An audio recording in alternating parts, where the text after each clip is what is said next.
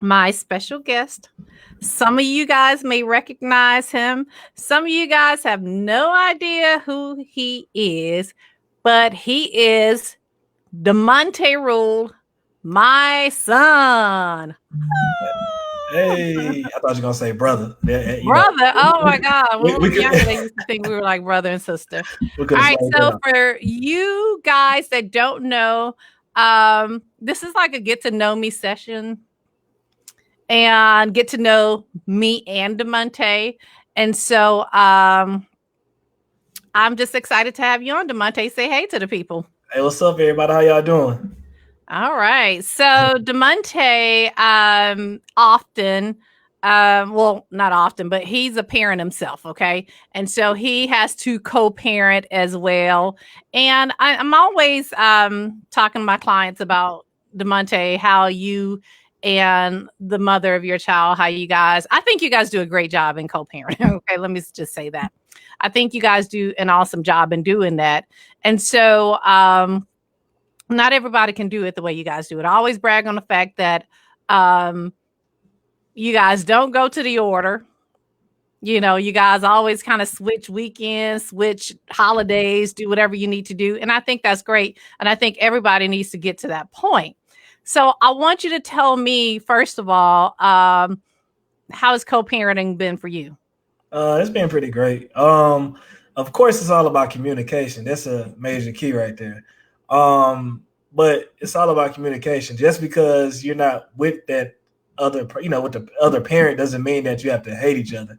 It's really all about communication. And of course, if y'all don't like talking or communicate, well, I'm not gonna say communicating. If y'all don't like talking, I mean, that's what the order is there for, right? But co-parenting, like I said, like as far as communication, that plays a big factor and takes away the stress and the worry and all that for the most part. Okay, okay. All right, so let me ask you, has it always been that great? Nah, not it hasn't always been that great. Okay. It took some time, to get adjusted to. Of course, feelings were involved and all that. But of course, when you realize, Wait, and here's what I need the audience to know. I am going to have Raven on the show. And I want her to see this because I want to ask her certain questions about I don't know, about like the co-parenting situation, okay? So I wanted to make sure that I had a perspective from the dads and I had a perspective from the mom. So and we wanted to talk to dad first and then we're going to talk to mom as soon as she's available to speak with us. Um That's funny. All right. So tell us, how old is your son? my son is 12 years old. 20. 12 years old. 12 years old. Okay. So 12-year-old, and you guys live in the same city. Is that correct? Oh yes, he probably stays about 5 minutes from me. Like Okay. down the street. All right. Has he always lived 5 minutes from you? No, he's not always stayed 5 minutes from me. Of course, I was in another state, so I had to go ahead and catch Greyhound, catch flights. I fly out to get him, fly back. Then I fly back to drop him off, and I'm flying back solo. But yeah, I just recently moved. Well, not recently. I've been here 4 years now. So Okay. Tell me about that move. Why was it important for you to move to and for those who don't know, DeMonte, he lived in Atlanta, graduated from Roswell High School. Go Roswell. And play Roswell basketball. And then you end up going to college. Is that correct? yes, ma'am. Okay. So you went to where? Jackson State University, the best HBCU. The I love. The The I I love. love. All right. So you ended up going to Jackson State University in Mississippi. Yes. And so in the time that you were actually living in Atlanta and living in Mississippi to go to college, what kind of like what would you need to do to see Isaiah for you guys that don't know? Oh yes. My mini me. To see my son, what I would have to do is I would have to find a flight that's when Southwest was, still, of course we still fly Southwest, but we used to find Southwest flights. Sometimes I would even just to go and see him for a day or two because I was still in high school. At the time, in high school, I would take Greyhound down, and even if it's just to see him for like a day or two, because I still had school, I was still in high school. I would do that, and then I'll catch Greyhound back. But I would, take flights there, see him, then fly back. And when I got to college, I used to fly Southwest. That's when Southwest was still in Jackson, Mississippi. But I used to go ahead and fly Southwest, bring them in, and then fly back, drive back sometimes, make that trip, and sometimes catch Greyhound. But those, I used to have to do all that. Okay. All right. And then, so does he fly? Well, before, was he flying as an unaccompanied minor at some point? Oh, yes. He was flying as an unaccompanied minor. But at first starting off, I had to, like, since he was a child, like a baby, I had to go ahead and fly, pick him up, then fly back. Then, after we done his time, whether it was Atlanta or Mississippi, we would fly back. I would drop him back off, and then I would, fly back to where I was. That was like 4 tickets. Was it 4? Let me see. 1, go in there, pick him up, bring him back. That's 3 right there, because 1 for him, 2 for you. Then you have to fly back, to drop him off, come back. Yeah. That was more than 4 tickets. All right. So it was tiring, but of course, it's worth it. I had to do that. Yeah, no, I get that. So I want to, like, while we were talking about this unaccompanied minor, because man, people are terrified of like doing the unaccompanied minor program, and we're not talking about now. We're not talking about through COVID-19. You're not about to put your baby on a flight right now. But like the unaccompanied minor program, I just want to say, and I don't get paid for this, but the unaccompanied minor program is like the best. Like when people are thinking, no, I'm not gonna put my child on the flight by himself. Let me tell you, when I have to drop my grandson off at the airport, like they are asking 20,000 questions, and I do mean 20,000 questions. They want to see your ID. They asking him, who is that you're walking with, and how do you know this person? And then you're going through security. They're asking you the same questions, and then you get them to the counter. And literally, I'm putting him on the flight. Like he's the first person before the handicap, before God bless our, soldiers and all that. But before them, before first class, before anybody, they're putting the children on first. And there is a flight attendant who's actually watching the children. I mean, Demonte, do you remember we got text messages? We got photos from the plane where he's in the cockpit taking pictures with the pilot, and then now I'm gonna tell you, like, it's not gonna be easy the first couple of flights because they're gonna cry, but then they get used to it because he'll call me now, but like, Nana, can you give me a flight? Right? The luxury, he doesn't have to ride them long trips like I used to do. Right. So, you ain't got to drive 13 hours now. He's asking to jump on the flight with his dad, or I mean, not with his dad, but jump on the flight. There was a time when Demonte came for the holiday, and Demonte drove, and Isaiah was like, Dad, you can drive. I'm going to catch a flight. So they get used to it. And let me just tell you, also, they get used to seeing other children on the plane. Like Isaiah looks forward to meeting friends. They sit right up front. So I just wanted to say that, because for you parents that have children that are out of state, this is like by far the easiest, most convenient, and really the cheapest way to really be able to see your child. So keep that in mind. Get it ahead of time too. Do what now? I said get the plane tickets ahead of time. I know, because if you don't get it ahead of time, the flights cost. Now the unaccompanied minor program, that costs, it's like $50, right? Yeah, about $50 each way. On Southwest. I think on Delta is like $100. Like most of the other airlines is like $100 each way. But I mean, I personally, let me just say, I like Southwest for that program. I like Southwest for the fact that they'll give you credit if you decide not to fly. I don't like all that stand in line, wait to find a seat. Cause to me, that's a bullying, like that's a whole Yeah. bullying thing. Like you get on, it's like being the first day of school, right?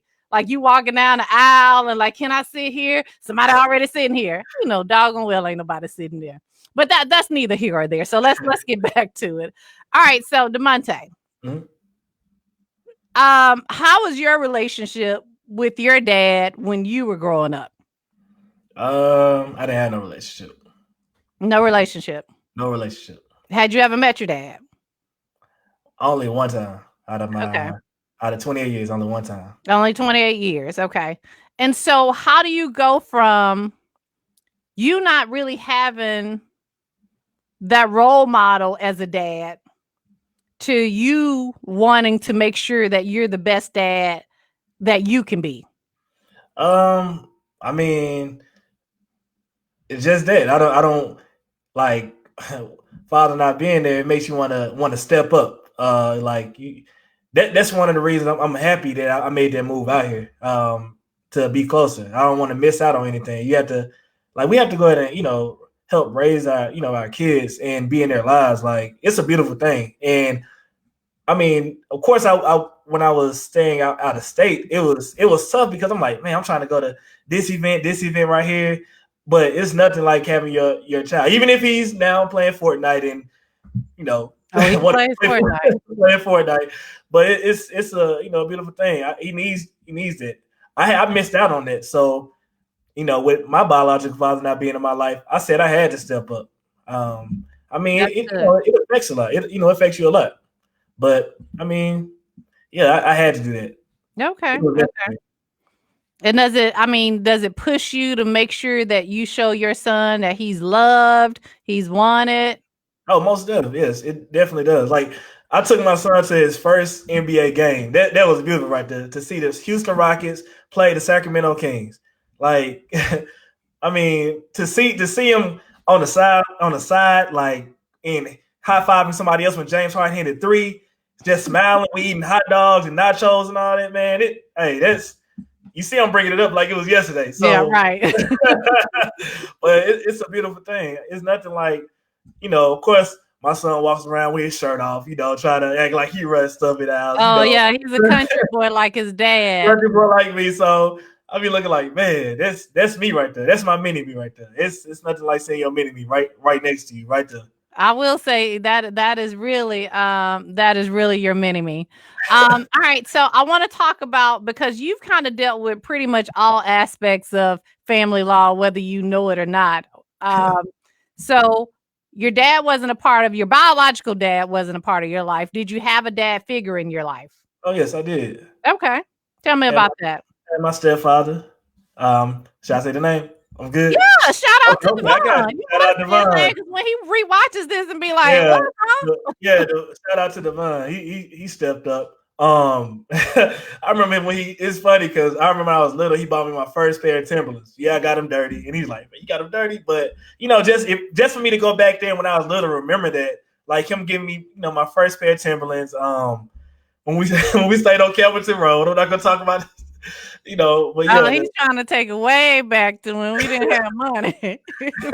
yeah, just You just knew that, Campbellton Road for about 2 or 3 years, and yeah, Apple. I'm not gonna say, but let right me next to the just say, YMCA, next to the YMCA. the Dungeon family, all of them. Like we was like JJ Rib Shack, all of that. We knew about it, and we were not about that life because, like, the way we were raised in a like middle class neighborhood and all of that in Mississippi. So to go to that was quite different. That was quite different. Then we end up in Roswell, Will Smith, Bel Air, you know. Yeah, All right. So what kind of sports do you and Isaiah do? we do basketball. He likes going to Lifetime to put up shots. He played for the Junior Rockets, but he likes basketball. He also likes football as well. But if you want to consider this a sport, I want to say he likes pro gaming. Pro gaming. He Oh, likes to. Fortnite. Man, let me just tell you, when I get a text, Nana, can I get this? I got so many email messages one time. It was like $9.99, $9.99. I was like, what the heck? I mean, Fortnite got these kids out here committing credit card fraud. Like, I had to take my credit card off the account. Like, like what the heck is going on? Yeah, but yeah, he likes basketball, pro game, and he likes football as well. All right. So I want to get back to some questions about co-parenting. Okay. So you do have an order in place where there are certain times that you can see Isaiah. Is that correct? Oh yes. All right. And are you guys switching weekends, holidays sometimes? Tell me how that goes. Yeah, sometimes, she allows me to go ahead and switch holidays. And even when it's not my weekend, she allows me to go ahead and get him. And that's great. Even if it's throughout the day, if I want to bring him like pretend I want to surprise him with some ice cream or with some food or something like that. She allowed me to come do that. It's all, like I said, it's all about communication. I mean, it never hurts to ask, right? So what can she say when it's not no, right? So right. It's all about asking. But it's all about communicating too. Because I already know, she has her own life, and for me to ask certain things, and she probably has stuff going on her end, so I have to be mindful of that as well. But yeah, for the most part, she allows me to go ahead and get Isaiah even when it's not my weekend, even some days, it's even summertime. Sometimes Isaiah be here the whole summer. The whole summer with Nana. the whole summer playing Fortnite. If y'all have been in my office, y'all have probably saw Isaiah. Most definitely. All right. So I'm glad to see young people co-parenting, because I get a lot of people, when somebody moves on to the next relationship, they're not really co-parenting. So let's talk about that. You've been in other relationships. Wait a minute. I gotta address before I ask this question. I gotta address Jessica on here. Jessica's my sister. She's in the comments, and she said, you told me you were gonna be on YouTube. Jessica, we tried YouTube. And YouTube did not work. So we're on Facebook Live tonight. Just, All right, but yeah, so you've been in relationships. Other relationships. She's been in other relationships. Yeah. And has she ever, because you moved on to another relationship, tried to withhold your child from you? Never tried to withhold him. As long as he's in a good environment and the other person is not doing it wrong, then she doesn't have a problem. Okay, Jessica's funny. Yeah, so in the end, so how is that being? Tell me, have you ever tried to get like the new person from the relationship and all y'all get together? Because I remember, there have been times where I've come to Houston to visit and we've all gone out to eat, and which is cool because we're all one big family, honestly. And for those of you that don't know, like even the other children that man, I like my grandson's siblings. Man, I love those kids. So we always try to be a family. But how is that when you're trying to really bring in a new relationship into an environment where you don't have an issue with the mother, and everybody pretty much gets along, and you're co-parenting, then you have a new relationship? And like, what is that like? Is it awkward? Is it weird? What is that like when when you're bringing that new person around? At first, it can be, awkward because you're like, man, I'll just like, well, nowadays, what they expect, you see all these reality shows, you see all this stuff on social media, you see all, the father and the mother going at it, talking about each other, down to each other, and talking about, their, sounding animosity. And if like now it's kind of awkward, because I say awkward not on my end, but I guess it can be awkward on my end, because you're like, I hope this person doesn't look at the reality shows or look at this and think like, because they want you to, social media, they be like, oh, I hate my baby mama, I hate my baby daddy, something like that, you know what I mean? And it's like, come on, now, it doesn't have to be like that. I'm not like that, you know what I mean? So, like you said, we're very family oriented. So that's we you know, people might look at it like, man, that y'all don't want to be together. Nah, it's just the fact that you know you don't have to be mad at each other. Right. You don't have to be mad at each other. That's all I have to say. But it can be awkward at first because you're like, I hope this person doesn't think just because I'm laughing or because I like laughing. I'm goofy. I like laughing. So if Raven says something funny and most of the time it's something funny, I'm gonna laugh. But I would hope that whenever my significant other doesn't think that, hey, what's this? There's anything more. Yeah. I get it. Okay. All right. So as we wrap up, what are your tips for co-parenting? My tips are communicating. Communicating. That's a big thing. And fathers, we can't get mad when the mother of our child decides to move on. We can't get mad at that. If it didn't work out with us, it just didn't work out. If she doesn't want to be with you, don't try to force it in. Just move on. But you don't have to be mad or try to keep your child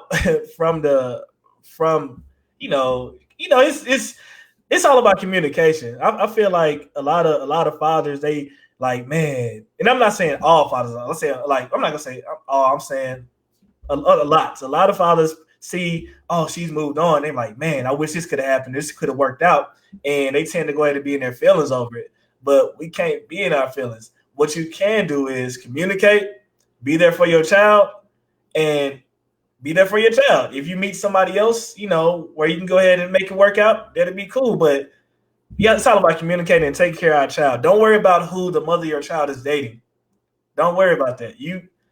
As long as the child is safe, you shouldn't have anything to worry about. That's as long as that other person is showing love and affection to your child and treating them like their own. Yes, I say it like their own because you wouldn't want, like, for instance, pretend Isaiah Raven had a boyfriend and he's playing a game and not showing my son any attention.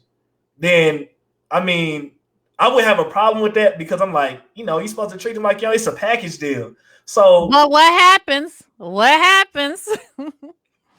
If Isaiah says, Dad, my other daddy, now what you gonna do then? I'm gonna have to set this straight right there. You know what I mean? Hey, it's on the one daddy over here. Point. It's on the one daddy over here. Right? But you can say stepdaddy. Stepdaddy. It takes some getting used to. Nah, I'm sorry. It's on the one daddy right here. Hey, you can't say my son doesn't look just like me. So, I'm daddy right here. I'm not brother. I'm daddy. Right. Keep it real. I want you to keep it real. Like, you have a problem with that. You would have a problem with your son calling somebody else daddy. Yes, I would. Okay. But yeah, most daddies would. Yeah, it's on the one daddy right here. Like I said, I don't have to have a problem. The one daddy. One daddy. What? Yeah, I don't like one. All right, because I'm sure like Raven wouldn't appreciate you calling, having somebody call, having Isaiah call somebody mama. So and then and really with that, you have to respect the other. You have to respect the mother's role. You have to respect the dad's role. And we do respect stepfathers because as Demonte told you, he had a great stepfather. Now, he had a dad that wasn't there. So in that situation, it's like, hey, this is my pops. You can do that. You got a deadbeat dad. And for you guys that follow me, I never use the term deadbeat dad. Never use that term. But, when you got somebody that's not there, then I think it would be appropriate in that case. Like when I say not there, I don't mean he hadn't seen his child in 6 months. I'm not talking about that. I'm talking like 15 years has gone by and he's never even reached out. That's what I'm talking about, But let's make sure that we're respecting the roles as mom, as dad. All right? Most definitely. All right. So until the next time, We'll talk to you guys later. And next time, we'll have a special person on. Now, that's the thing. When you got the parents on here, and you got one side and you got the other side. Because here's the thing, I want both perspectives to be seen. I want to highlight both people's perspectives. Now, this situation, it's a good parenting relationship. Now, if you and the other parent, if y'all don't have a good co-parenting relationship, then you got to learn how to co-parent first of all. But I want you guys to reach out, because I want to show different sides. I want to show the solutions. I want to highlight the problems and give solutions to those problems. So we want you on. We want you on. We want you talking. We want to see from your perspective when it comes to child support, because we didn't even talk about that tonight. Like that shot home. Like bang, bang. But, we want to show everybody's perspective. So much love, and thank you guys for hanging out with us tonight. Thanks for listening. We hope to see you soon. All right. And that's pretty much it.